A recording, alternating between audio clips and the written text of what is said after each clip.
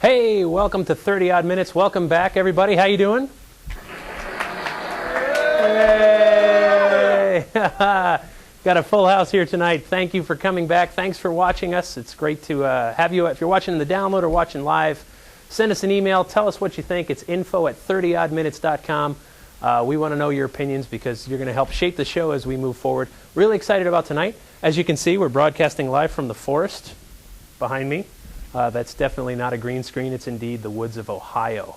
And tonight we're going to be talking about Bigfoot. We're going to be talking about ghosts and all kinds of things that go bump in the night, because at 30 odd minutes, if the truth is out there, we're going to find it, but only by sheer accident. And when things go bump in the night, we run screaming like little girls. Speaking of emails, we did get one email, and I'm excited. It's our first one. I did promise I'd read it on the show. Dear Jeff and the 30 odd minutes crew, I just want to say that I think your show may be the greatest program to ever be on television. Huh? Right. Is that good? Thank you, Mom. I look forward to this episode and tell all my friends to watch. I have only one comment. Jeff, I think you should wear a tie. You look so nice in a tie. Jeff's mom, Connecticut. Thank you for ruining that. Anyway, whew, didn't fly. There's a lot of people that work on this. It's not just me. Though in the credits you may see that they're working camera or whatever. They do a lot more than that. So I want to talk about some of the folks that are here helping with the show. First of all, right over here, the gentleman to my right, Rob Bailey. Hello, hello. Rob working the laptops, making sure everything goes. Sound effects when we need them. And then, of course, we've got Mr. Matt Moniz on camera 2. Matt, good to see you. A little dark. Not a worry. And then in the back, we've got, someone's got a switch. Hey, Andy and Jeff, you there? There they are. Look at that. Running the boards.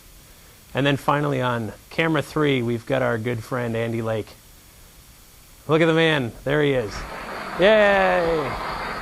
You guys look great. These folks, seriously, in addition to running the cameras and helping run the show here, they're also diligently looking for guests, and we're always talking, corresponding, emailing each other about ideas. So thank you guys. Appreciate you being here. And the good news is, in less than 30 minutes, we're all going to be going for a beer. Huh? Yeah. Good deal. All right, so 30 odd minutes. we got sound effects. Our most popular segment out of 2 shows is our one question interview. It's the opportunity where if you had just one question you could ask some of the biggest personalities in the paranormal, we try to ask those questions. So I want to bring you, without further ado, our one question interview for the night. One question interview. We're with Patrick Burns, one of the stars of Haunting Evidence. Patrick, this is your one question interview. Tell us, is this annoying? What? I can't see a damn thing. Bomb the picture. What? Thanks. If you had only one opportunity to ask one question. Oh, I'm gone. I'm back. Thank you. I'm teleporting. It's not a teleporting show. I swear. Tonight it's about Bigfoot. It's about Sasquatch. And it's about the Ohio Grassman. Now, when I was in college, I went to a number of Grateful Dead concerts. So when I heard this was about the Ohio Grassman, I was initially thinking something totally different. But it turns out, no, that's kind of a misnomer. And our guest tonight actually isn't a big fan of the name either. And I can see why. It's very confusing, no doubt. Our guest is Don Keating of Eastern Ohio Bigfoot Investigation Center. Kind of a mouthful. He's been investigating the Sasquatch phenomenon since 1984. He's the host of Sasquatch Triangle Radio Show. You've seen him on Monster Quest on the History Channel. And his latest documentary is called Sasquatch at Salt Fork in Ohio. And it chronicles the sightings, discoveries, and unusual incidents in that Eastern Ohio park. And we're happy to have him here tonight. And before we get to Don, I do want to start with a clip that he sent us from his documentary to kind of lead into what we're talking about. So if we could roll that in the back, Andrew, it would be awesome. And if, oh, we're gone again. Oh, different video. That's all right. We're going to filibuster here. We just saw that.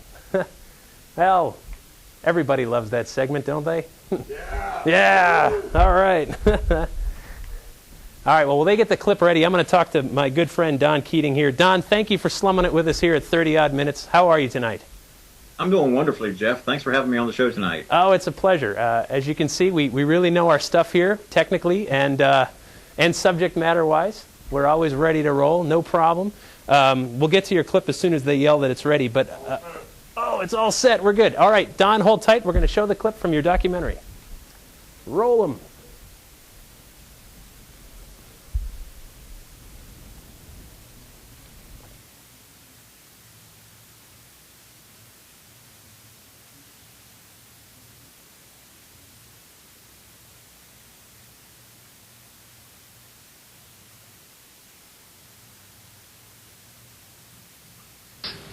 Before 72 out here, that the natives knew about, that the Indians knew about, that the local folk knew about before the state came in and created the park.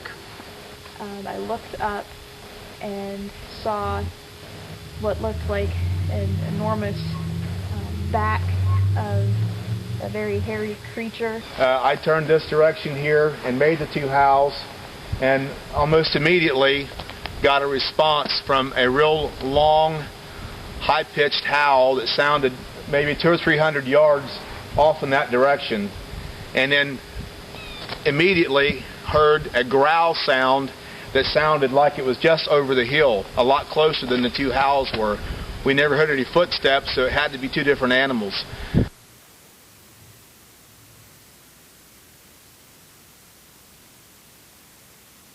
What is your shoe size? Oh, no, I don't get that asked all the time, but it's a size 10. Size 10. So 10. Bigfoot is likely not you. Not that I've checked lately, no. And it's not me. I can't admit to that one, no, sorry. Fair enough. Let's start with the Ohio Grassman. What makes this legend or this phenomena different than, say, Bigfoot of Canada or other parts of North America? Well, the Ohio Grassman, that phrase was coined back in the 1950s and 1960s, and actually the 40s as well. It started in the 1940s in Northeast Ohio. There were juvenile children, young kids, who were playing in the outdoors near their property in Northeast Ohio, particularly Portage and Summit, Stark counties. And when they were out there during the summer, they would see this very tall, hairy, man-like creature walking through the tall fields of grass. And for lack of a better term, they ran inside and they told their parents, they said, I just seen a big, hairy man walking through the field of grass outside in the open field. And that's where the phrase, the Grassman, was coined. For lack of better terms, they just nicknamed it the Ohio Grassman. Sure. Well, I mean, here in Massachusetts, you and I spoke the other night. There's a legend in Western Mass. There was in North Adams, there's a giant cliff that they call Coca-Cola Ledge because Coca-Cola had a logo on it. And the locals called it the monster of Coca-Cola Ledge. But by all descriptions, it was a big, hairy creature, much like the Sasquatch descriptions. So there is nothing. Is there anything unique about the Ohio version of this, or this is what we're talking about as Sasquatch? No, I think it's pretty much what we're talking about. It's a Sasquatch with a Bigfoot. I mean, it fits the typical description of 6.5 to 8.5, 9 feet tall, covered with dark or light dark colored hair, and walking upright on two legs. It's just the same as it is in the Pacific Northwest or the Canadian Rockies or the mountains in Canada. It's just the 6 to 9 foot tall, hair-covered creature known as Bigfoot or Sasquatch. I don't think it's anything unique to Ohio. It's just that the name is slightly different as compared to what they coined the phrase in the Pacific Northwest. Sure, fair enough. Well, so last summer, we all know it made all kinds of news that finally we found a dead one, right, in Georgia. Now, sadly, it wasn't true. It was a mask, and it's funny because when that story came out, I remember looking, going, all right, finally, we got some great evidence. And then after thinking about it for almost 4 seconds, he said, wait a minute.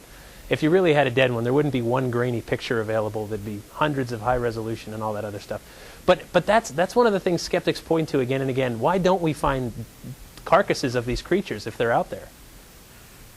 Well, first thing you have is the opportunistic carnivores that are roaming the woodlands of North America. You have, I can speak specifically for the state of Ohio. You have the coyotes, the wild dogs. You have any other animal out there that eats flesh, and then you have the buzzards, the turkey vultures that come in and clean up the dead animals.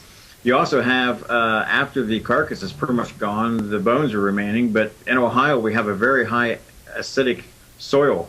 and that pretty much takes care of the bones in a very short period of time. And if the acidic soil doesn't erode the bone away, there are these little creatures in Ohio that are known as deer mice, and deer mice are calcium feeders. And so once the bone is pretty much exposed of a dead animal in the forest, the deer mice will come along and they will pretty much clean up the remainder of the carcass that is laying on the forest floor.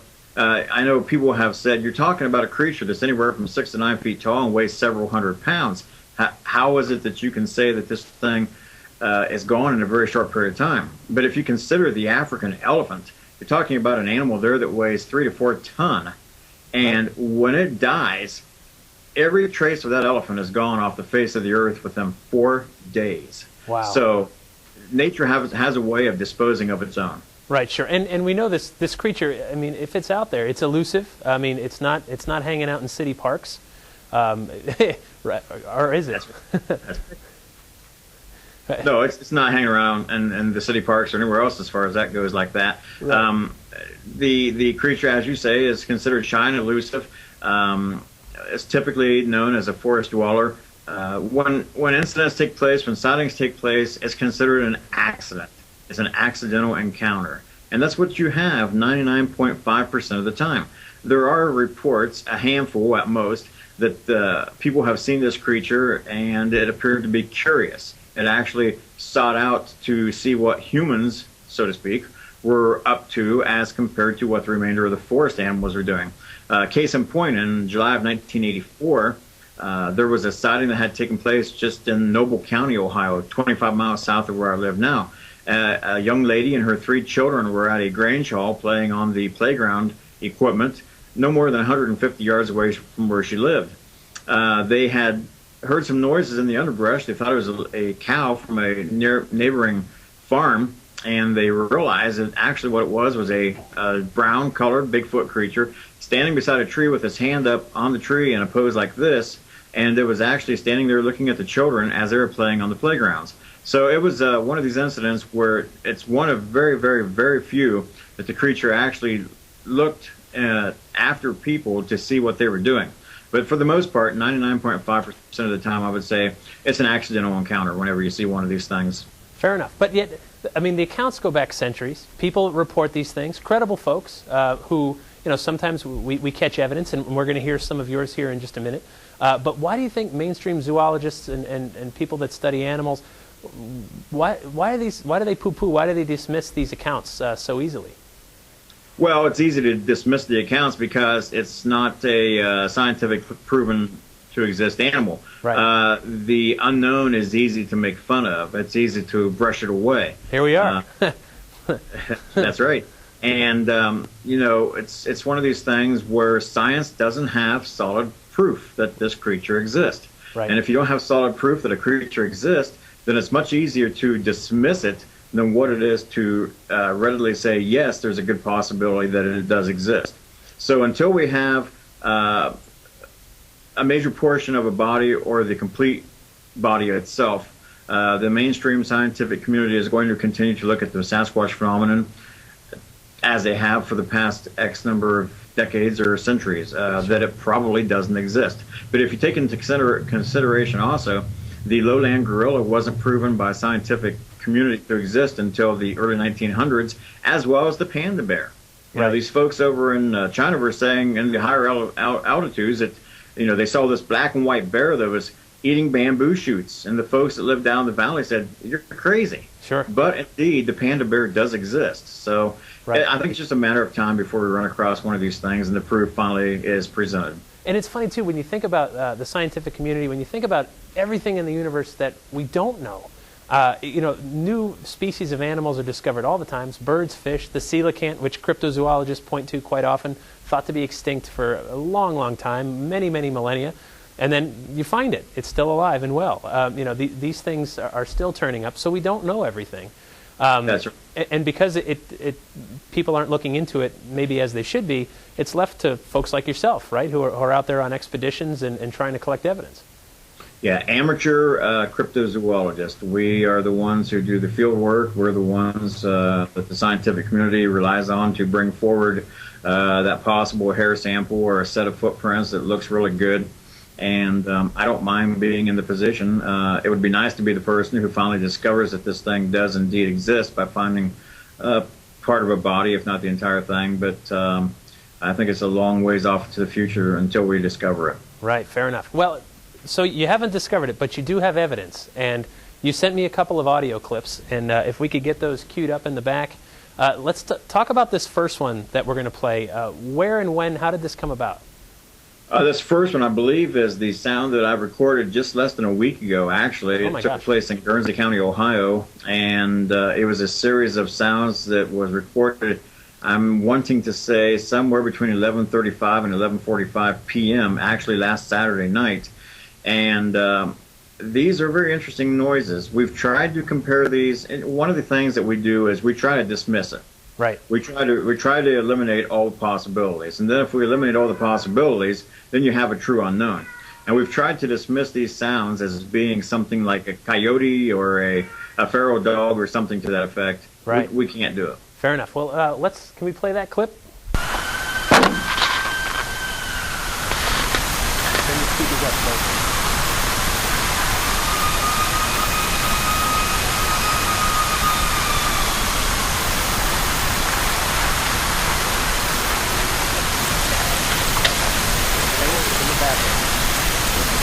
You don't have a light jacket I can borrow, do you?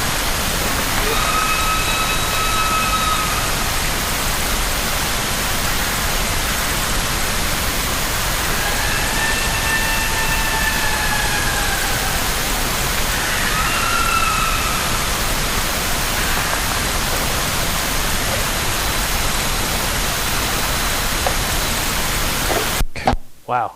Okay, so, and I hope people can hear that.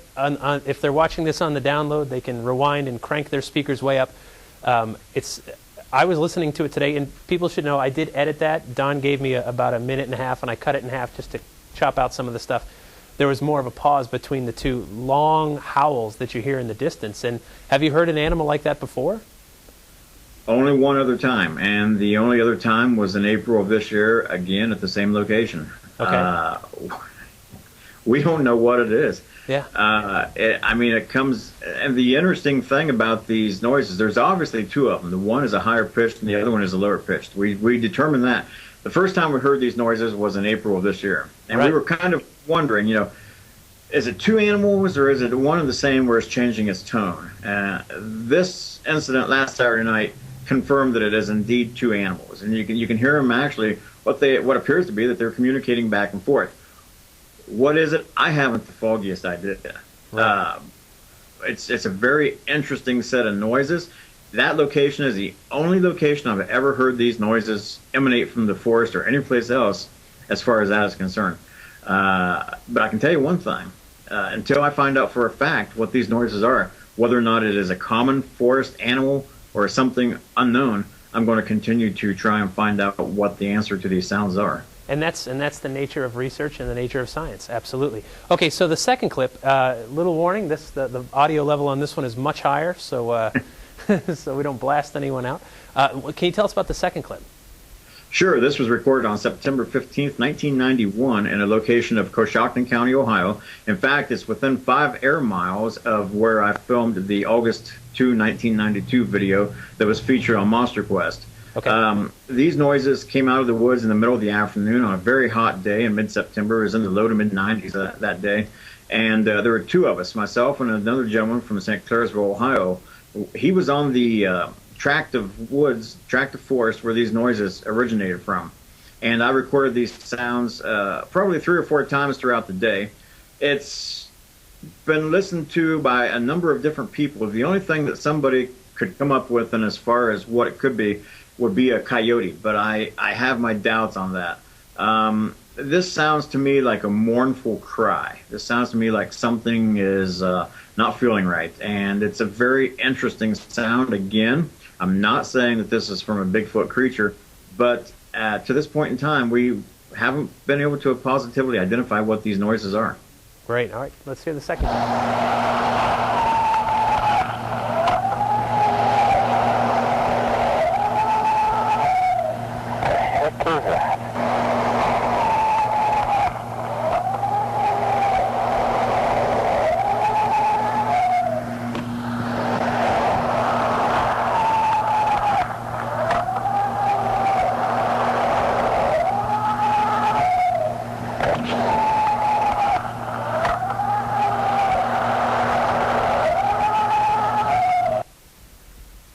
I should point out Right. that that's looped over 4 times. It didn't yell 4 times in a row like that. It was looped over 4 times. Oh, okay, fair enough. Right, I thought it was looped twice, but yeah, thank you for clarifying that.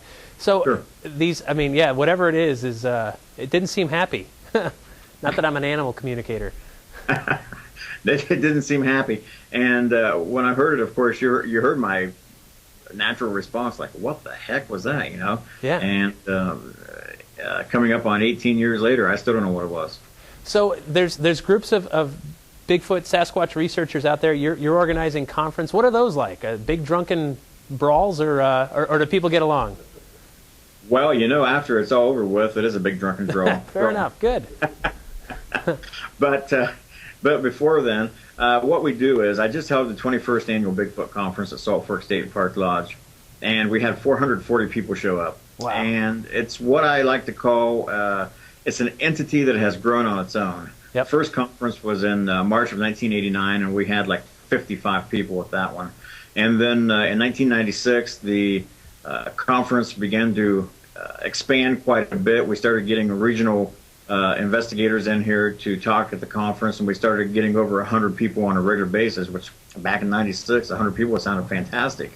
And then starting in about 1999, 2000, 2001, that ballpark, we started getting anywhere between 250 and 350 on a regular basis, and as far as attendance is concerned. My original concept was to get regional researchers together and try and compare notes, and as far as what the average height, color, footprint sizes, etc. was of Ohio's Bigfoot, as well as the surrounding states such as Indiana, Michigan, Pennsylvania, West Virginia, etc. See what the average height and color and footprint size that was being discovered was in those states. 4 of the 5 people that I had invited to speak at the last minute tanked. They weren't able to make it for one reason or the other. So I pulled in 3 other researchers, and we made a run at it. We had a fairly decent turnout, 55 people. And since then, it is one of these things where we're getting bigger names in every year. We've had Dr. Jeff Meldrum. We've had Dr. John Binternagel. We've had Scott Harriet.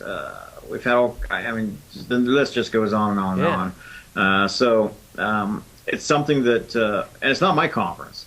I mean, I put it together. Yeah, but it's sure. the general public's conference. If the general public didn't attend this thing on an annual basis, it wouldn't exist because I wouldn't hold it. But since the 400 to 500 people every year are so interested in coming to Salt Fork State Park and making a weekend of it and hearing the speakers, then the conference continues, and it's been a very big success. And I'll continue again next year, and already I have one confirmed speaker for the 2010 event. Excellent, excellent. Well, that's great to hear. You know, actually, I think I've seen Sasquatch. He's right over your right shoulder here on the shelf. I don't know if you've turned around, but he's That's up there. right. In fact, that was a young one, and we seen him in the woods about 2 months ago. And when he seen me, hairless as I am, he was mortified. So we were able to collect a specimen and get him up there. Of course, it's a reverse screen, so there he is above my shoulder. Right. He's brown color, and the great thing about it is, Jeff, he doesn't eat much. Oh, that's good. Good to hear. Don, thank you so much for being with us. Don's website is www.eobic.net, which, of course, stands for the Eastern Ohio Bigfoot Investigation Center. Appreciate all that you're doing. Appreciate you coming on and sharing those clips. Thank you so much for being with us. Thank you very much. It's been my pleasure to be on your 3rd show. I wish you continued major league success. And Matt Moniz in the background, he's a great A guy. Yeah. And yourself, it was nice meeting you folks in 2007. Take care. Thank you, Don. Thanks. All right, take care. Yeah, Don. All right. All right, as you know, each week we bring you some kind of paranormal clip in addition to whatever our guests brought. And this week is no different, but what's great is our man, Matt Moniz. If you could come on up here, sir, we're going to get your clip ready. Matt was at Waverly Hills Sanatorium in Louisville. Microphone? Matt, microphone. Yeah, microphone. You have to turn it on. You know, this show is filmed live straight through one take, and you could tell. Seriously. Thank you, Jeff. Good to see you, Matt. All right. Face that way. Matt, we've got, so you're at Waverly Hills Sanatorium, Louisville, Kentucky, built in 1910, closed in 1980. It was eventually a geriatric center. This is one of the world's great haunted places. Absolutely spectacular place. All right, so you guys were in there. You were going to show a clip here in 1 second where you were filming with night vision, right? Correct. Down one of and which hallway was this? It was the main hallway, 3rd floor. Okay. So this building is huge. There are it could house 400 patients comfortably. Oh wait, Jeff Belanger. So nope. Okay, we tried. I was trying to help. So it can house 400 people comfortably, and there was a lot of turnover. People were dying all the time. So I want to get to the clip so we don't run out of time. If you guys could roll this 3rd floor at Waverly Sanatorium. And we can talk over this because there's no sound. You're going to be watching that's Matt walking, and you're going to be watching that doorway. Directly behind me. Directly behind him. And over his left shoulder. peekaboo. There it is. Now we're going to show this again. Right now it's going to play again, but it's going to play at half speed. You're watching right over his left shoulder. So the right side of your screen, the right side of that blob in the back doorway. Just as I turn around and peekaboo. You see, it looks like an upper torso of a person, and then that doorway's empty. Now, you guys, I've been in there. I've stood exactly where this was filmed. I know what you're talking about. There's only, 5 of you in the entire building that night? 5 of us in that entire building. Everybody is behind the cameraman. Right. I'm supposed to be the only person furthest out. Right, okay. And so you verified these rooms are I empty. just came out of that room. Right. And so I know there was nobody in it. This is amazing. I know this was on YouTube, but YouTube just doesn't do it justice. I'm glad we got to show the original clip here. Thank you so much for bringing that in. Resume playback prohibited at this point. And we're back and invisible. And we're oh, there we are. Yay! Teleportation is going to be a great episode. Yeah, coming up in the future. So the night vision camera, which we know sees a little bit further into the beyond the visible light spectrum. Correct. And so what do we we know the ghostly reports abound in this building, but did you hear anything at that time? Didn't hear a single thing. And that's what's strange about it. I went into the room because that's the area where TAPS got their thermal image. Right. And I was, basically just checking to see what it was like there. So that's why I have my friend Joe, who is a 20-year veteran of the U.S. Army, who was an instructor of tanks at Fort Knox. Right. He's my cameraman, and he knows night vision better than pretty much any of us, Right. He said what was there was what was there, and as he put it, in my line of work, if I don't get it right, I'm dead. Right. So I'm taking his word that what he got on the camera is what we got. Yeah, no, incredible place too. I mean, you walk through there, and I don't usually go into a place and say, "Oh, this place is haunted," but man, that place is haunted. Yeah. I saw the. You went in there too. with a bunch of people. Try it with just 5. Well, I'll tell you, but there was one point when we were in there.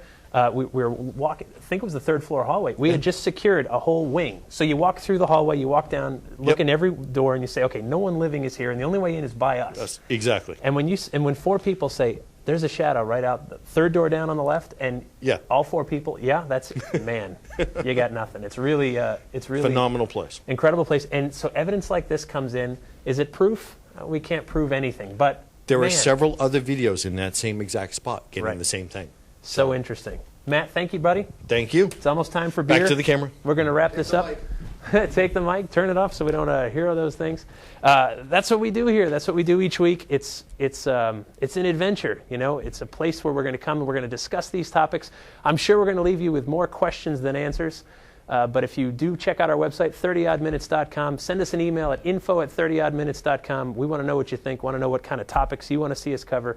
We've got access to all kinds of great people like Don Keating, and we want to know what you think. So thank you for watching. Thank you for tuning in, and stay odd. We'll be back next week with Mark and Debbie Constantinos, and we'll talk about EVP.